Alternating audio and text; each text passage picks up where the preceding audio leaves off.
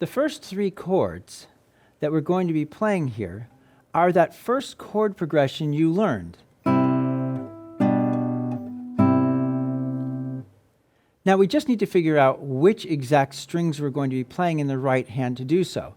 So let's go through those one at a time. So the first one, fifth string, third, second, and first. So I am an A on the top three strings with the thumb on the fifth string. Then, after we go from angled in to angled out, we're going to play with our thumb again on the fifth string.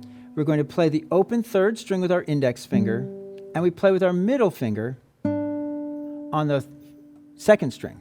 Then we go back to that first shape, but we only play the thumb, the third string, and the first string. So thus far,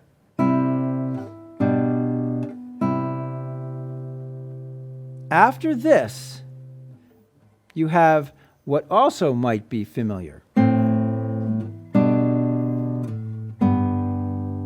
So we have that transverse chord with the opposed motion first finger, and we're playing on strings 5 with the thumb, 4, 3, 2 with I am an A. And then we go back to our angled out chord, but this time we play all 4 notes.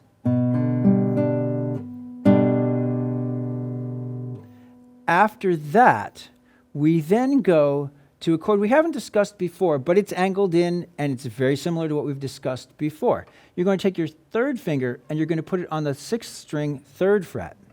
And then you're going to play open D, G, and B. And when you're done with that, then you're going back to that transverse with opposed first finger. So here's what this part looks like.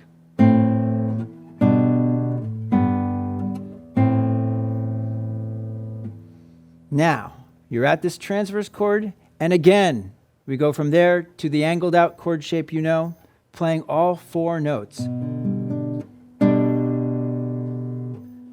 After that, we then go back to this transverse first finger opposed motion, A minor chord, again, if you're following along. But here, it's a little different. So let's back up and let me take you through all of that first.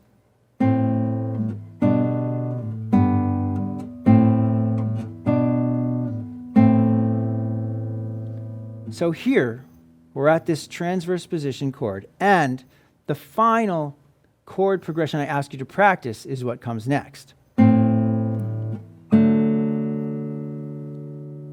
So again, just like you've practiced before, and then to end, we're going back to this transverse position, but we don't use the opposed motion first finger. And we're going to play all 4 top strings. Thumb on 4, I, M, and A on the top 3.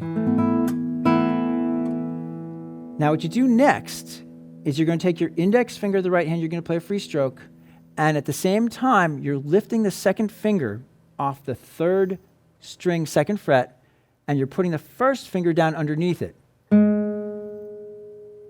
So you're just playing the 3rd string. So you go from here, everything else is held down or ringing, the open string's ringing, the 2nd finger held down, and then you put the 3rd finger down again, and you put the 4th finger down on the 2nd string, 2nd fret, and you play the interior 4 strings. So 5, 4, 3, 2. Twice.